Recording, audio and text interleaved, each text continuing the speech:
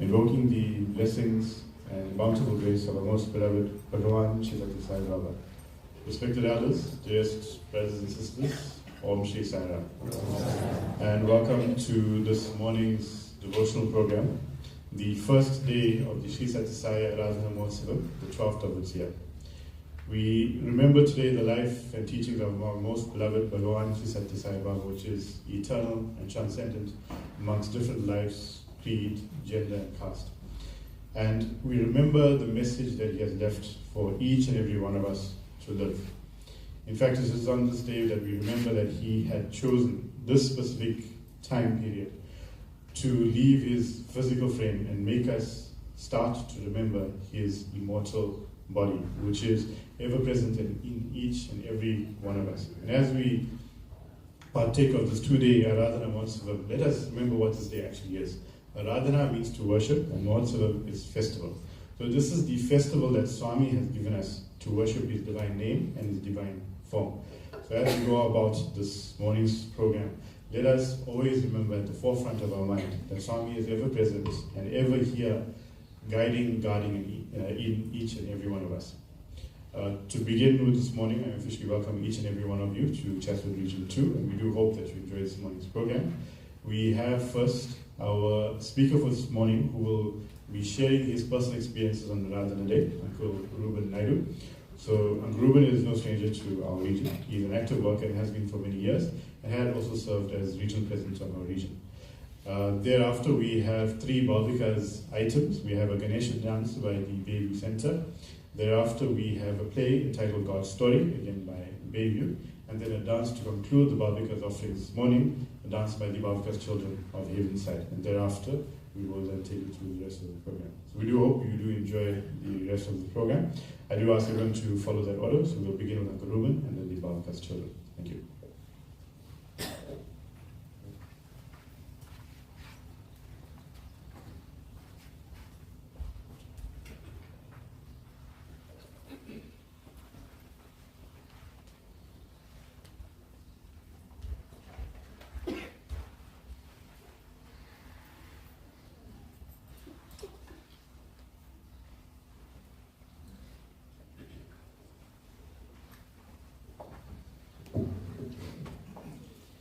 I offer my salutations at the lotus feet of my Divine Lord and Master, Bhagawan Sri Sathya Sai Aradhana. Om Shri Sai Ram, dear sisters and brothers. What to sing all of you seated here today actually reminds me of days gone by at the Sai Prema Ashram. And I'm now inclined to believe that they're not just days gone by, it's the old days returning in all their glory. This is what it is all about. So, Brother Rayton asked me to speak from a personal perspective about Swami and I. Well, with Swami there's not supposed to be an I. Okay, there's no Swami and I. It's Swami and Swami. That is why we say Om Sai Ram. The divinity in you is the divinity in me. It's Swami and Swami. So for today I stand here and it's Swami. Okay. One of the things that I've learned in the Sai fold is about worship. And how should we worship and what should we worship? And we do worship in many ways. And one of the ways in which we worship is by making offerings. And we ask ourselves, so what would be the ideal offering to the Lord? I know amongst Hindus, a lot of our offerings are in the form of material things that we offer to the Lord. And we enjoy doing it, you know. We offer him fruit, prasad, food, whatever we cook. But Swami really wants an offer of the flower, the lotus of the heart is what he wants. He doesn't need all of those other things that he created and gave to you, and now you're giving it back to him.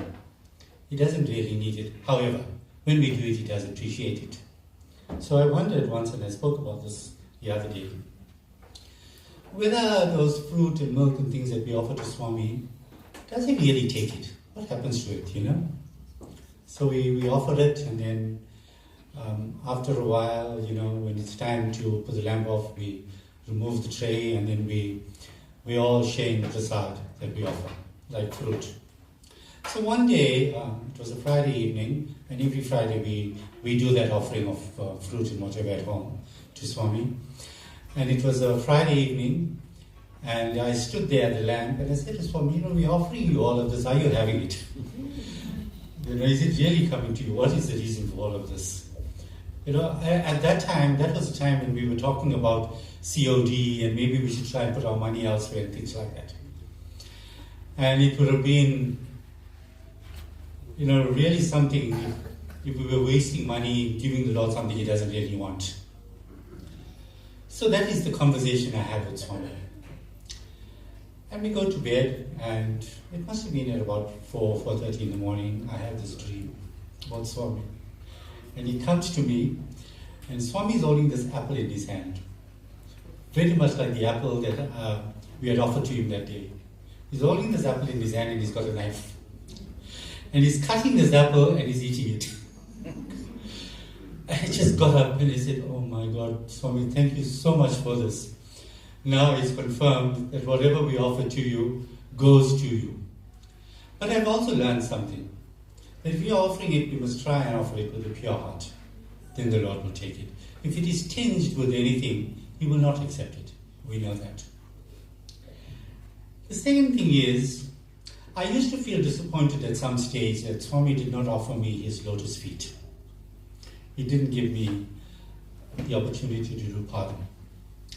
I've been to Trijanti on many occasions, and every time I sat on the front, first row on many occasions.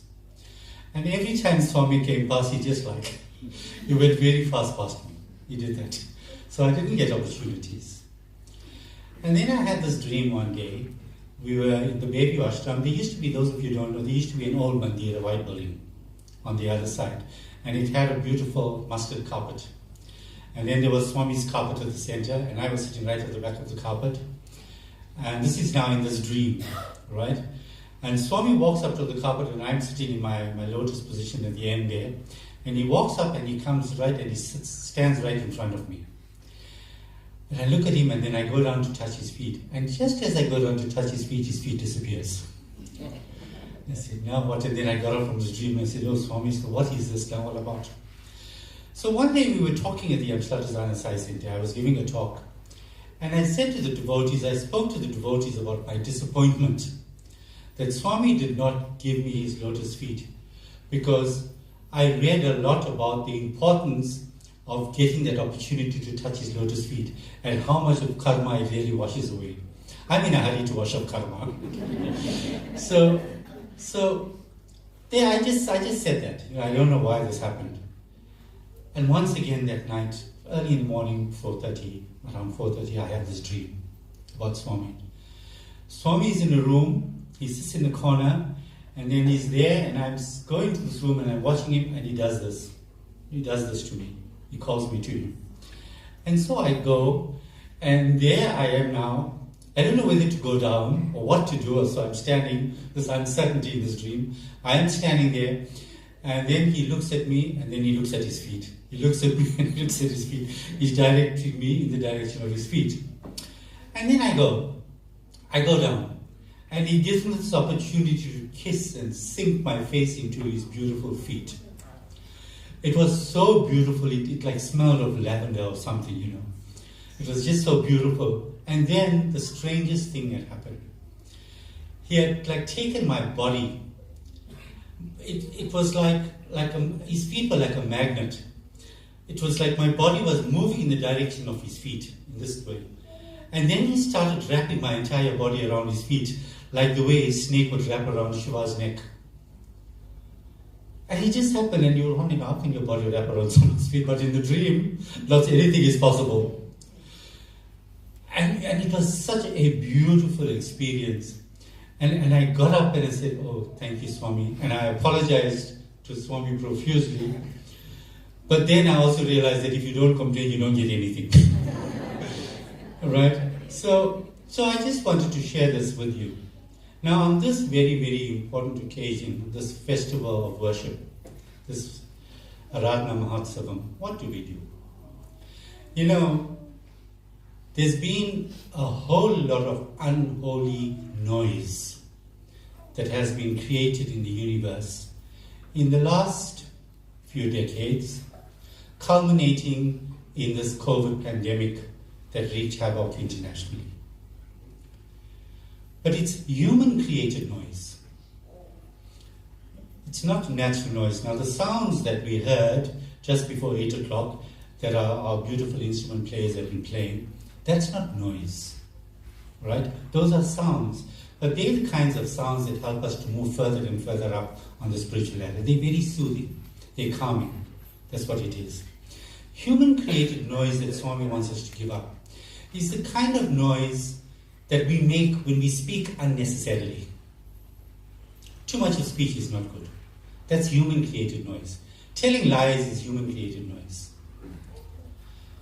Having too much of thoughts is also human-created noise. It's noise in your head. And those are the things Swami wants us to give up. But how do we give up that human-created noise? We need to do it because when we give up human-created noise, that's when we experience the stillness. And it is said that it is only in silence that the voice of God can be heard. So if we all want to become more intuitive, to listen to how God is directing us, we must try and eradicate that human-created noise from us. And how do we do it? We do it by listening to these beautiful, soothing sounds. We do it by meditating, by silence, by light meditation, namasmarana. Those are the ways in which we try and eradicate the human-created noise. Sisters and brothers, it is very, very important for all of us to try and practice going into silence if we want to survive the ills of the 21st century that is upon us. And you know, it was during, I think it was an Easter weekend when Swami gave up his physical frame. It was during Easter weekend when the Lord Jesus Christ has sacrificed his physical frame so that he could interact with his devotees on a more spiritual level. Our Lord Bhagawan Sri Sathya Sai Baba done the same. Look, he could have lived for another 100 years. He created that body. He brought himself down. He could decide when to take himself away. But he decided that he was going to do it then. Why did he do it? It is my belief that he had done it because he wants us now to have a different interaction with him. To see him not as his physical frame only, but to see him more in spirit, so that we know that he's within us all the time. I have always felt, I have to tell you in conclusion, I have always felt, as much as that I've been to Trishanti on so many occasions, whenever I went to Trishanti, there was too much of human-created noise in my head.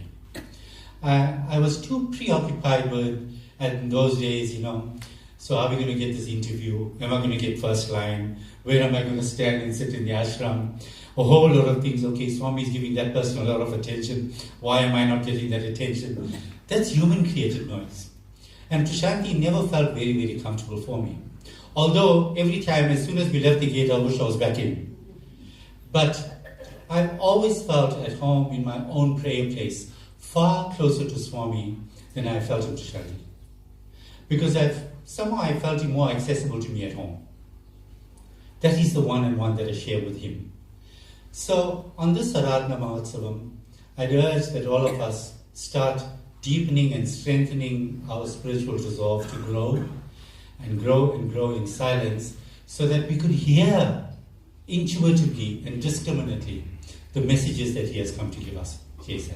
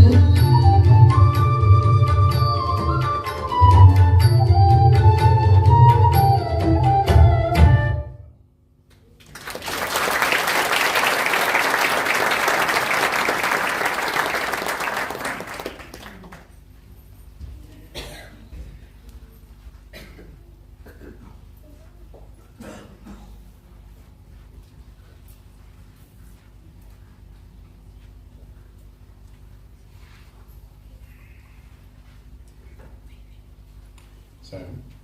There is a car that is obstructing traffic, so this is a silver Jetta, ND 341355. 341355, if you could please move your vehicle. Thank you.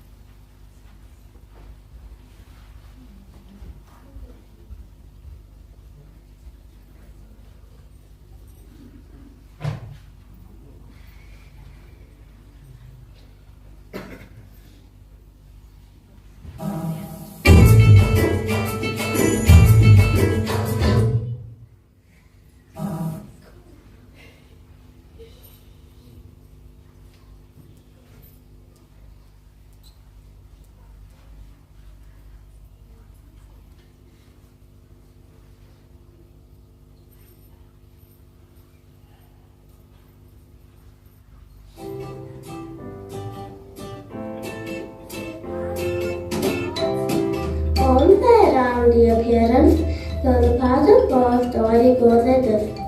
Prayer is the communication we have with God. Swami wants us to have a relationship with Him.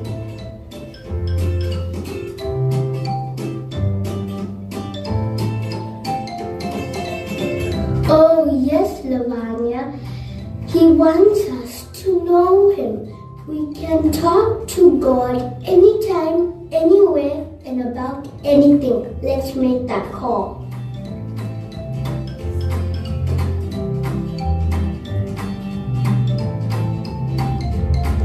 P is to praise God. We can do this by singing bhajan.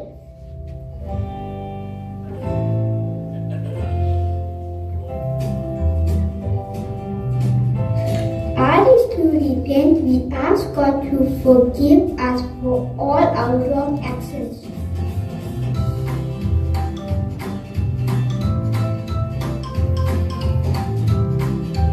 A is to ask God. Swami says it is your duty to ask Him.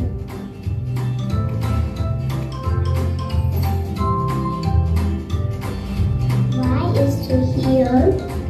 We must always listen and obey what Swami said.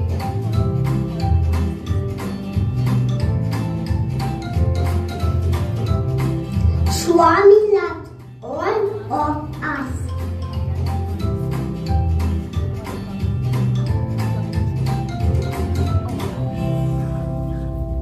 So prayer, dear elders, reminds us that God is in control of everything. We need to just let Him in, and that is part of God's story.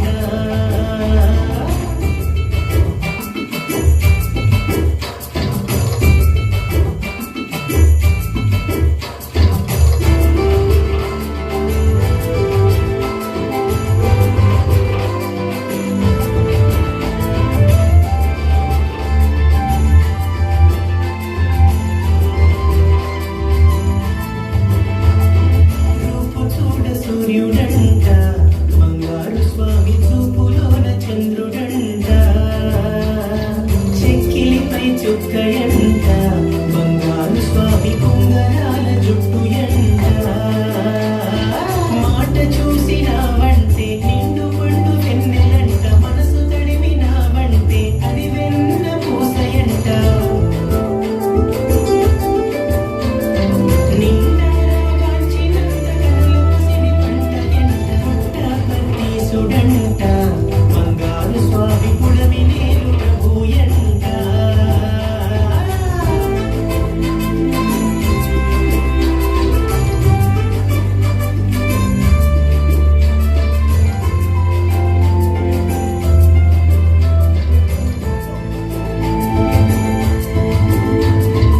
ఈశ్వరామ పుత్రుడంట బంగారు స్వామి ఆదర్శ తనయుడంట సుగుణాల రాముడంట బంగారు స్వామి కల్లరిలో కృష్ణుడంట కొండంత కరుణయంట సంద్రమంత సహనమంట వేయి తల్లుల మించిన పరిపూర్ణ ప్రేమయంట సత్య సాయి నామమంటే సర్వశక్తి మంత్రమంట కన్నీసుడంట బంగారు స్వామి పుడమి నేను ప్రభుయంట బంగారు స్వామి పుడమి నేను ప్రభుయంట బంగారు స్వామి పుడమి నేను ప్రభుయంట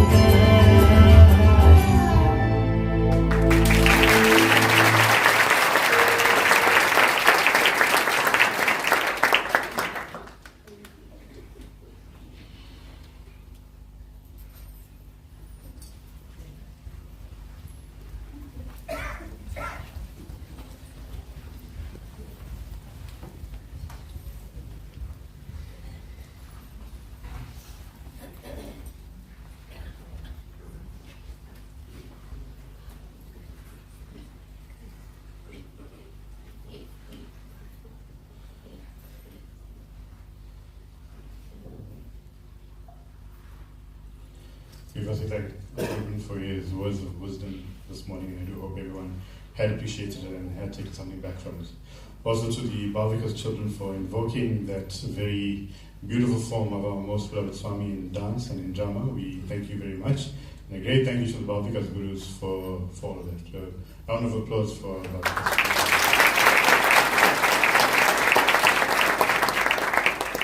Now, on this most auspicious occasion of Aradhana Mahotsavam, when you walked into the mandir this morning, straight after Vedam chanting, you would have heard some instrumental music, and it might have sounded like it was a pre-recorded track being played. It actually wasn't. It was live by our musicians that have joined us this morning.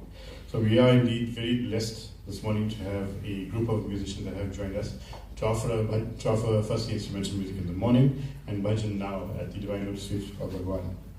So our artists for this morning, firstly we have Dr. Lushen Govender. So Dr. Lushen Govender has been playing Veena since the age of 9 under the tutelage of his late grandfather, Mr. G.L. Mudli. He continued his learning through Sri Karthikeyan Pillai, a renowned musician and artist in South Africa, and is currently furthering Veena with Ananta Narayana of the Kalakshetra Institute of Chennai. He is also an emergency medical doctor at the Mediclinic Pietermaritzburg and also an alumnus of the Sathya Sai School, Chatsworth. We are indeed very blessed to have him here this morning. Then we have Mr. Puvalan play. So Uncle Puvalan is very well known to everyone. He is a renowned and seasoned harmonium player and singer, and spent most of his time at the Sudha Mandir playing and guiding various singers and musicians. So we are indeed very blessed to have this humble and gentle individual here with us this morning. On tabla, we have Ms. Purusha Naidu. So Sister Purusha is a tablaist who is a percussionist and has been born into a musical family. She has been under the tutelage of the late Sri Pregaladan Singaram, where she done the Mridangam, and under Sri Karthikeyan Pillai of tabla. She has performed and accompanied artists on many platforms locally and abroad. We're indeed very blessed to have her. She also does have her own percussion school, and her aim is to inspire more females to endeavor in this art form. Then we have Mr. Shyam Krishna Das, who is on flute.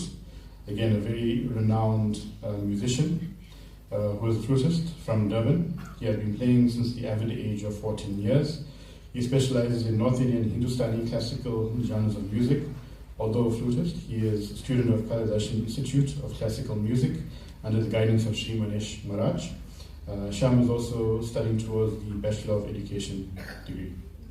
And then finally, we have Ms. Vashni Governor, who started singing at the tender age of 6.